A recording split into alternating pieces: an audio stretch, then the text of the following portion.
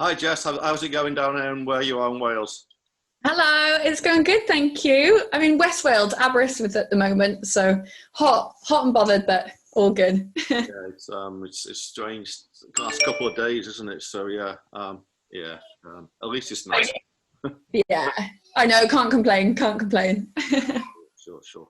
Well, thanks for your time anyway. I've been wanting to speak to you for a while. I know we met at the S4C Mecca, was it last year? Mm. Yeah, it was a while ago now, wasn't it?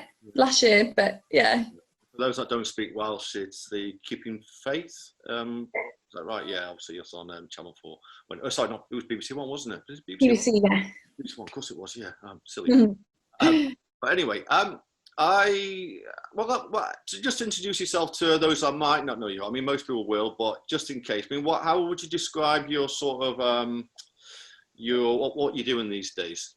I know, when people ask me this, I'm like, oh, I do a bit of everything, which I guess a lot of creatives do. So I used to do a lot of glamour modeling. From that, I grew my socials. So now I do a bit of the Instagram influencing, which everyone hates that word.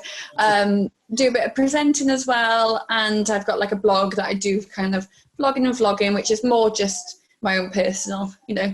side piece. But yeah, so a mixture of everything really. Yeah, and also I did see recently you did something with the Royal College of Psychiatrists in Wales. Is that right? Uh, Yes. in that way, I mean, it's a fantastic thing you did. But can we talk about that? I mean, obviously, I know probably the reason why you did it because of maybe the online trolls that may put comments in. But we'll touch on that. But I mean, how did you get involved with them in the first place? Did they approach you? Did you approach them? Yeah, so they approached me because someone at work there had seen just like my blogs that I'd been writing about. And they're just more everyday life things, kind of about, I guess, dating when you're in your 20s or like, anxiety, social anxiety about you don't know what kind of you're doing with your life and all that kind of stuff. So it was more, I guess, mindfulness, not actually mental health. So like the stage before, which is what they are really keen to do is kind of tackle people's small problems before they kind of can develop into something more serious. So yeah, they got in touch with me and then we kind of decided to work on a couple of projects and then that came about, which seemed like a perfect fit really. Yeah, because it's very impactful, the video. I mean, I have to say, obviously with your words through it, and it's, but can I just ask you how do you sort of deal with all these clowns that sort of have left negativity on your socials? I mean, for me, I mean, I get it. I get the odd person will write a comment on maybe on YouTube or other things, and I just brush it off. But I know a lot of people can't do that. But I mean, how do you sort of deal? Yeah, personally, I've been on Instagram I think it's 10 years old, Instagram this October. And I've been on it really since it started. And because I did the modeling when I was 18, so a while ago now, I kind of grew up with Instagram, through my young adult years. So and had a lot of followers from an early stage. So I've kind of had negative comments for a very long time. And then still get them, 10 years on today. And it is difficult. People say, oh, just ignore them or brush them off. And they're just jealous people. But I'm like, when someone points out something you don't like about yourself or you're conscious anyway about yourself, it's really difficult to go, oh, they're just jealous because you're thinking, well, I've thought that about myself anyway, because we all have insecurities and, or you're just conscious, well, what if other people think that of me? So personally, I try and ignore it, but it does affect you. And I think that was what I wanted to get across in the video, was I think because everything's behind a screen, it's easy for people to comment something and then keep scrolling and not, make that correlation that there's a person behind that reading that and then feeling awful about it. So for me, a lot of the times, if you call them out, it kind of seems to break that void that they've got. And they're like, oh no, it is, oh, I'm really, really sorry. I didn't think you'd see it, or I didn't mean it. Because then they get, thrown back into reality of, oh gosh, that was a real person. That was mean of me kind of thing. It's just, I guess it's all down to jealousy from the other person. They obviously are in such a bad time in their lives. They're so insecure, but then they take it out on somebody else who they see as, or they portray as, being on a different platform than them, whether they're more beautiful, they're doing more successful in life. But it's like when you just said, you go back at them and then they realize it's actually a real person who's seen this, that's coming back. Mm-hmm. All they might see is someone on socials, on Instagram or whatever, that, they're on a different, the untouchable, but yeah, it's just a trigger, isn't it? What they say it's just a trigger to how you, like you say, you might be feeling about some sort of insecurities about yourself. But I just don't know why people feel the need to do it. Do you know what I mean? Yeah, definitely. I think I've had a lot of people before when I did the video and it got a bit of press, and then in the comments people were like, well, she puts herself out there, she should expect that. And I'm like, well, I personally don't see it like that. I think, of course, everyone can have an opinion, but you don't have to then track me down on Instagram to tell me you think I look a bit fat in that picture or you don't like my hair. It's like, you can have that opinion, but then to go out your way to tell me that opinion, then that's just being mean. You know what I mean? Yeah, I do. And also people see the maybe the glamour shots you've done, but then they expect you to be walking around like that all the time. And I know that's not the case. I know, oh gosh, I know. Like, I've got the beauty mode on today because I've got spots all over my face, lockdown, you know. So yeah, people do expect that, and I think, you know, they get used to seeing. Well, not definitely not just me, but you know what, Instagram in itself, it's a whole kind of void of people looking perfect when actually. When they see someone not looking so perfect, or you know, they don't like that, they're like, oh gosh, you know, what do you look like that for? And it's like, if we all looked in the mirror at home, it's like 99% of the time I don't have makeup on and my hair's not done, and you know, you're wearing your baggies and all of that. So I think it's just created a kind of world where we just expect everyone to, you know, look a certain ideal, which no one looks like that. Yeah, and also can I because obviously with the lockdown now, people have had more time on their hands. Have you seen an increase, you know, in any of the comments you've had? Because a lot of keyboard warriors out there have, you know, they've got nothing better to do. I mean, well, because they've been stuck at home. But have you seen an increase, or do you know of other people that have had more bad things said to Yeah. them?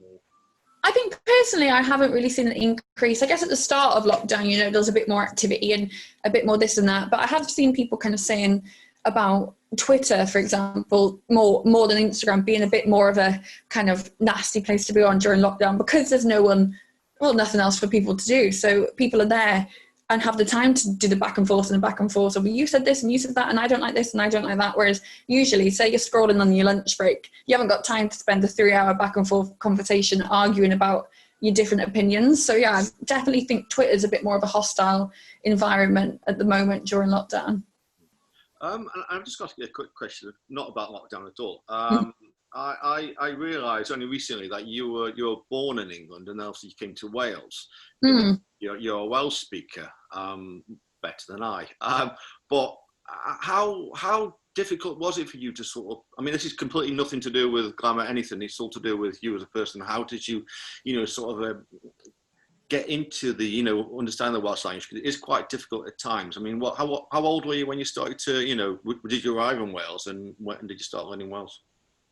So I was 6 and I moved by London to Wales, Aberystwyth, and I went to a Welsh speaking primary school. So I actually was sent off to Welsh lessons twice a week to learn it, for a crash course to learn it, because otherwise I wouldn't know the language. So I kind of learned it really fast. And it was difficult, you know, and I think even to this day, you know, my Welsh is definitely not perfect. And I do feel, which I think a lot of people feel, there's this kind of sense of embarrassment, or, oh, my Welsh isn't good enough to speak it. There's still an elitism around the language, which is a shame, because a lot of my friends and stuff, you know, you leave school and then you just leave it behind because they think, oh gosh, you know, you don't have the confidence to go out and speak it at work, or, you know, say on a job CV that you can speak it, because a lot, you know, there is a judgment around how good your Welsh is, and I've definitely faced that, and people saying that my Welsh isn't good enough to do, like, present it in on S4C and things like that. And it's sad, because I think, you know, my Welsh represents a lot of people in Wales who are second language Welsh and who have learned it or moved here or been brought up in, you know, a second language Welsh situation where they've just learned it at school. So I think times are changing, you know, and hopefully we'll see a bit more kind of representative of different types of Welsh throughout the culture, not just kind of first language strong Cymro Cymraeg, as they say. Yeah, of course, because I know a lot of Welsh speakers that were born, you know, speaking Welsh, and then they learned English after, or they were both from start. But it's like you say, and I know a lot of people that have gone to school, Welsh school, and then left and don't know a word of Welsh after the age of 16. And even they will say, well, I didn't do too well at school anyway through the Welsh. Whereas others stick to it. And I understand what you're saying, but I think, yeah, there is going to be a new sort of, I don't know, yeah, I more of a diverse sort of separate, where there'll be people that are born well speaking that aren't, and then those that learn it, and it's just going to be a more of a bigger mix or better mix of Yeah. Yeah, hopefully, because that's how you get, more diverse programs and more diverse opinions, because you're asking a wider range, rather than the small, community of Wales that, like you said, were born speaking Welsh before. And of course, that's important that we keep that going. But I think it's also important to kind of represent everyone in Wales and not just a small community. Sure. And can we go back then to the start of your career, I guess, in glamour? I mean, we'll just touch on it briefly. I mean, how did you sort of fall into that sort of, as a career choice? Or, well, I wouldn't say it's a career choice, but I don't know. I'll let you speak. Yeah. I kind of did sort of fall into it. I'd always wanted to be a model since I was young, which is very confident because I had this emo fringe and didn't look great. But I'd always wanted to be a model. So I did a few pageants, and then people kind of said to me, oh, you should, go into modelling. And so when I turned 18, I moved down to Cardiff for uni, and just started applying for agencies in London, because I thought, right, it's not 6 hours on the train like ABBA, it's only 2. And I started applying, and because my natural body shape, they kind of said, oh, maybe you should try glamour instead. So I kind of did it just because it was the only option available to me in terms of I wanted to be a model. That's the contract I was given, and that's how I got into it. But I loved it, and I had so many good memories and experiences. And for me, it was going on set, having hair and makeup done. They pick out this outfit for you, and everyone's there for you, and you're the kind of star of the show for that 2 hours that you're on set, and you're in front of the camera, and that's just what I love, being in front of the camera. So yeah, I loved it. I mean, what if you could then pick your highlights of that sort of part of your life? What would be the best moment? Was it by a location you went to, or a set, or what was the best moment? Yeah, well, I think it was 2015. I'm sure, no, 2014. I won the Hot Shots calendar casting. So that is a calendar which raises money for Help for Heroes, which is the charity for veterans. So I won that kind of casting, and then got to go to America for the first time with them and shoot over there. And we kind of shot in Utah on like an army base, and we were driving tanks around and having to go on the guns. And, it's a proper big set. And usually I'd just gone to London in a studio, and that was kind of the kind of shoots you do for nuts and stuff. But this was different, and it was really big, and it had a meaning as well. My family's, my dad's a veteran, my granddad's a veteran, so it was really also personal for me, not just a job that you go to. And then from that, we kind of went to Vegas doing the SHOT Show there, which is kind of signing calendars. So yeah, I'd say that's definitely kind of my peak highlight from my modelling career. Yeah, I'm a veteran, as you know, so yeah, it was lovely for me. I just love hearing people's stories, and getting to know behind, and we used to go to the Tedworth House and visit the veterans and learn more about them. So for me, that it was more than just a shoot and then you leave. There's a good meaning behind it. So yeah, definitely that. Yeah, I went to Tedworth House quite a few times. It's a beautiful little place, actually, I have to say. Yeah, it's lovely, isn't it? Yeah. And then obviously when it ended, did you was it a case of you knew there certain magazines were not going to be carrying on? How did you go from that to the other part of your life, the career, let's say? Yeah, I think it was kind of like a slow burner, because there's a lot of backlash in the press about like no more page 3, ban the lad mags and stuff. And for me, I was studying sociology at the time in uni, and doing my dissertation on the kind of sexual objectification of women, and can women actually objectify themselves for their own purpose. So I was very much interested in the kind of feminist argument, because I'm a feminist, but I was like, well, these women are telling us what we can and can't do as a job. And it was really frustrating, because no one tried to speak to us about it. And if they did, they would have learned that we loved our jobs and, we're having a good time. Whereas actually it was just like, you're being objectified and this is awful and we're going to end it. So it was kind of a slow burner. I think Nuts went first, then kind of Zoo went after it, and then FHM and that fell after that as well. So it was sad, really, because I felt like I was just kind of hitting my peak. I just got the Hot Shots job. I did it 2 years in a row, and then it kind of went, all down. It started people, we used to get, say, about between 500 and £1,000 for a shoot. And then it started being like, oh, and bear in mind, you know, I had to travel from Wales, and it'd be like, oh, can you do this shoot at 120 quid? And I'd be like, well, no, I'm not going to London for that. And you know, going topless for 120 quid. But it got to a stage, it was like, well, someone else will do it. So if you don't do it, then, you know, then you're not going to get the job, and we'll get someone else to do it. So it kind of got into this weird world, which I think was sort of around, because everyone was posting stuff on Twitter for free anyway, and people just wanted to be in a magazine rather than the, you know, the agency signed models. So, you know, it kind of got to a stage where I was turning work down because I was like, well, I'm not going to do that for this amount. And yeah, it just kind of fizzled out, which was a shame, really. Yeah. So how did you? I mean, obviously going from that to what you're doing now. Which is the? I mean, well, let's just say what you did straight after that. Then after the modelling stopped, or the sort of the zoo sort of stuff and the nuts and what happened. Yeah, I actually was working then for a American company, which I had a job modelling for in Bahamas, which is also one of my highlights. And then I just finished, graduated, and got talking with the owner there, and he hired me to do more of like their social media work and creative directing on set and stuff.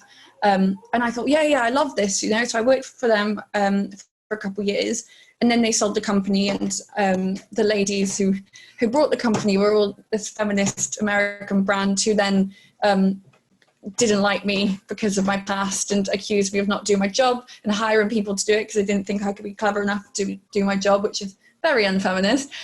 So I left that environment, and then had to, you know, that was 3 years of my life, and then had to start again. So I've constantly been trying to, you know, invent myself again, really, I guess, and find my way. And that's when I started doing the kind of blogging and vlogging and doing a bit of presenting work then, which is where I'm at today. Yeah, and I know you do the presenting. I mean, is that on S4C, or is that on, well, what do you do? Yeah. Yeah, so I've done a few things on the S4C channel. I mostly do stuff for Hanch, which is S4C's digital platform, but it's kind of their youth platform, you know, so a bit more edgier stuff. I've done a few things with BBC Sesh as well. So yeah, just got my fingers in a few pies at the moment. It sounds like, you know, you've always wanted to, you know, delve into a lot of things. You know, you don't want to just rest on your laurels and just stick to what you say. When you did the modelling, you didn't want to just stick to that. You're always thinking about trying new things. Have you ever sort of, I mean, obviously you made money from maybe the modelling. Did you sort of go down the path of, say, investing it in certain things that you're going to look after your future rather than just wasting it all on nice handbags or holidays or cars? No, I did go on a few of those holidays, yeah. I know I haven't invested it in any kind of property or anything, but I got some savings. You know, I put it away. I was quite smart. Put it away and just waiting for the tides to change at the moment with everything. But yeah, I've always been kind of interested in just trying everything out. I'm a bit of a person who just goes, oh yeah, I'll try that, you know, and see where it takes me. And so far, it's taken me to good places. So we'll see. I mean, I did see, I think it was about a year, was it last year you went to Coachella in America, was that right? Mm-hmm. Yeah, so I went there 3 years in a row, I think, 3 years. Wow. That was kind of the American company I was working with, and yeah, it was amazing. You know, we did shoots out there, and it was more me behind the camera, and then we hired models to do the shoots and stuff. And yeah, it's just, I've been so lucky. I've been to, you know, traveled the world with my job, which is kind of, I guess, the most that I've taken out of it, you know, because I just love seeing new places, and hopefully get to see a bit more now, if I can put the money away. Well, how's obviously go back to lockdown again? How's it been then? Because I know, like you say, you like to travel. I know I've seen a lot of your photos on Instagram and you know, on Twitter. You come across someone who wants to always see the world and do things. Mm-hmm. But how's it been for you? I mean, it must be. Well, it's a nightmare for most people, but for someone like yourself who's out and about, and it must be so. Well, anyway, how's it been for you? Yeah, I know. So I live on my own in Cardiff. So when we went into lockdown, I was like, debating, should I come back to my parents? I thought, no, I'm going to go it alone. You know, the first few weeks I was okay. It's, you know, a bit of a novelty. Of course, it was awful what's happening, but you're locked in and Zoom chats with your friends and all that. And then that fizzled out. And that's when, you know, it was a bit lonely then, because I guess the first month and a bit I was still working as a researcher in a production company. So we were having daily Zoom calls and stuff. So you still felt active, like you're, you know, helping the days go by. But yeah, then you hit the slump of, oh gosh, you know, how long is this going to go on for? So yeah, it's been tricky. It's been tricky, really. It is. I mean, obviously, financially, it impacts all of us, you know, myself and everybody, you know, and it's hard. But What's the, you know, I mean, obviously things are now starting to get back to some sort of normality, and have you sort of, has normality started with you with work, or not? Or A little bit, you know, it's picking up a bit. I've been doing some filming for Hanch again for the SLC, and kind of plugging some ideas to different companies and trying to get some commissions. I was lucky through lockdown in terms of, because I film a lot of my own stuff. I was able to do kind of stuff for BBC Sesh still and Hanch still from home, so that was good because I get, you know, it's a good platform to get yourself out there, but also to get paid, you know. And they've been really supportive and kind of giving everyone work in that sense. So yeah, things are slowly getting back to normal, and hopefully get out filming again soon. But it's all the weather dependent because it's all outside, you know. So if it's raining, it's like, oh, I can't go out and film. And are you happy to stay in Wales then for the foreseeable, or do you think, you know, you might be like tempted to go to London? Yeah, I know people always ask me about London because I think there is obviously more, you know, more work opportunities there. But for me, I just love Wales. I've just always been like, I'll go to Cardiff, which is the border, and then that's kind of it for me. But I don't know, if there's a big work opportunity, you know, I'd certainly move down. But for me, I'm kind of stuck to Wales at the moment. And can I just say about Instagram then? Is it how? I mean, a lot of people obviously go on Instagram and they expect to become multimillionaires and all the rest. Is there? I know that you've got quite a large following on Instagram. Is it do you yourself sort of profit from it, or not, by having sort of deals with some consumers, with some of the producers of certain goods? Yeah, I think Instagram's a weird one. You know, I kind of grew my followers organically from doing my modelling, and then didn't really do anything with my profile, to be honest. And I do a bit here and there, but to actually make money from your Instagram, it's really hard because you have to be creating content every day that fits a certain audience, to draw in that audience, to then go to brands and say, I've got this audience that you can promote on. So it's definitely really hard. And personally, I feel like you kind of have to have a bit of money already to, you know, create content for free. That's a high level to be going out, you know. For example, if you're a food blogger, well, you've got to be going to all these food places and posting all these food that you've brought yourself to try then get promotions. So it is a difficult world. I think people think, oh, it's, you know, influencer's not a real job and stuff, but you know, it's every day thinking of content you're going to post and who's going to watch that and then draw it. So, you know, I do a few promoted posts on my Instagram, which I get paid for, but it's definitely not a lot. No. And what was I going to say? What's the next step for you? I know you're doing the presenting and stuff like that. Have you got any sort of desires to go into something completely random, you know, going forward? I think personally, I just want to try and do some more presenting, get some more stuff. But in the future, because, you know, I'm going to be old one day, and I'd like to be more behind the camera doing like producing documentaries is my thing, because I just love people. I love people's interesting stories and people who don't necessarily get the platform to tell them stories. I think there's still a lot of stigma around certain areas. You know, I feel like people, because of my past doing modelling, it's like, oh no, we can't have hair, we can't tell that story, you know. So for me, I just want to, you know, eventually create documentaries telling people's weird and wonderful stories that aren't necessarily given that platform usually. Yeah, and also, like you just said, they maybe look at you and think, well, she's not going to be good at this, doing producing, whatever, because of, you know, experience. But that's wrong, isn't it? I mean, obviously, people have just been sexist, and I know it still exists, and it will exist for quite a while. But it's wrong because, you know, you should give everybody a chance. Don't judge anyone by anything, you know, until they've done. Yeah. I know, I always feel like that. I feel like, why is me going on a photo shoot, you know, effective or representative of how well I can work for your brand or your company, you know? So yeah, underestimated is what I get a lot, but I like proving people wrong. Yeah. But you do, you know, you're fantastic. Some of the shots you have, you're just doing Twitter, amazing, you know, and even the videos as well. When you did Coachella last year, I saw that one. I just think you've got a talent there. Oh, thank you. Have you ever had any sort of training then, and then sort of with photography, things like that? No, it's just kind of all all done myself, and just kind of, I guess because being on set, I kind of learn what photographers look for. I'd like to learn how to properly use all the fancy cameras and stuff, so I keep nudging them at work, like, hey, give me a quick, trial of like how it all works and stuff, because I've got like a little blogging camera, but I do most of it just on my phone, to be honest, because the quality on your phone is so good these days. It's better than my little blogging camera. But yeah, and I taught myself how to use like Premiere Pro and stuff like that, so all the editing software. So I just keep watching YouTube videos and trying to figure out on my own.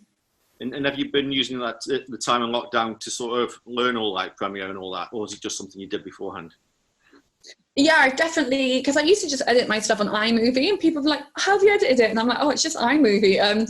So yeah, during lockdown then, the Be Kind video I did with the College of Psychiatrists, that was my first Premiere Pro one. So I kind of taught myself how to do that Premiere Pro on there. So I'm still getting the hang of that one. But yeah, lockdown's definitely given me the time to actually be like, right, I'm going to teach myself how to do it. So with that video, then you did quite a lot of all the editing. That's amazing to know. Yeah, so I did everything myself. I filmed it myself. I did the editing, like the words of myself, like all the narration, and yeah. So it was all my work. Wow. Okay. I mean, what I'll do, I'll send a tweet out, a retweet of that video, because I just think it's amazing to. Oh, thank you. It is very impressive. So you obviously have you've got more talents than people know then. Yeah, I think so. They underestimate me, but that's okay. Yeah. You can never judge a book by its cover. That's what I always say to anybody. Judge a book. Definitely. I always get people say to me when they meet me, oh, I thought you were going to be a bitch. Don't know if I said but you're actually really nice. And I'm like, oh, really? That's not a compliment when you say that. People think they compliment. I'm like, well, that just means you've looked at me and thought, oh, she's horrible. And actually, people are like, oh, you're actually nice. I'm like, thanks. What's the most surprised anyone's ever been then? What they said to you. I mean, maybe not surprised, or maybe that they've completely gone. Like you said, some people might think you're a bitch and whatever, but you're not. But have they ever said something and then they've suddenly then said and just fallen over you? I don't know, fallen over backwards. Yeah, I don't know really. I just get that all the time, and mostly from women actually, who think that, and guys as well. Oh, I thought you'd be stuck up and stuff like that. And yeah, like I was saying, the company that I was working for then that was taken over by the feminist, and I did this whole coursework on a big pitch on kind of social media strategies, and it took me ages, and I sent it, and then all I got replied was, did you pay an ad agency to do this, because it reads like it's written by an ad agency? And I was like, no, I did it myself. And they're like, just didn't believe that I could actually produce any work of value, because that I used to be a model and look with blonde hair, and so that kind of stuff frustrates me, because I think we're in the 21st century, and we really shouldn't be judging people by their jobs or the way they look. It should just be on merit alone and what you can produce, really. And I hopefully then times will change. I think that the tide is turning on a lot of this sort of by the looks and and the appearance and everything, but I know it's going to be a slow burner, but we will get there. Yeah. But so, if I could say then, about everything you've done in the last few years, what's been the worst thing you've done in the last, say, 3 or 4 years? The worst thing? Oh, I don't know, really. I haven't really had any that bad experiences, I've been pretty solid, and just enjoy what's thrown at me. I've had some jobs you think that they dress you in something horrible, and you think, oh God, I don't want anyone to find these online. But no, I've been pretty good. I've had a good few experiences. Yeah. And how do you kick back then on in your spare time? I know some questions you probably never asked, but I know obviously you're very busy doing all what you're doing, but how do you sort of kick back? With a nice glass of wine. I just I was saying to my friends the other day, I was like, I think my hobby is just eating nice food and drinking a nice glass of wine. I just love food. So yeah, going out for food. I like writing as well. So I'll do writing for my blog, but I need to do some more of that. Really, I'll do it tonight. But with everything that's going on, you feel like, oh, just want to watch something on Netflix and not have to think about, what's going on in the world. Yeah, I'm with you there on the wine. I like my wine, rosé wine. I do. Yeah. And one last question, if you don't mind, is you're obviously doing the S4C, the presenting stuff. Have you any? Well, what advice would you give to anybody that's sort of been under lockdown, and they do anything with Instagram, or they want to get into, say, media? What advice would you give to them?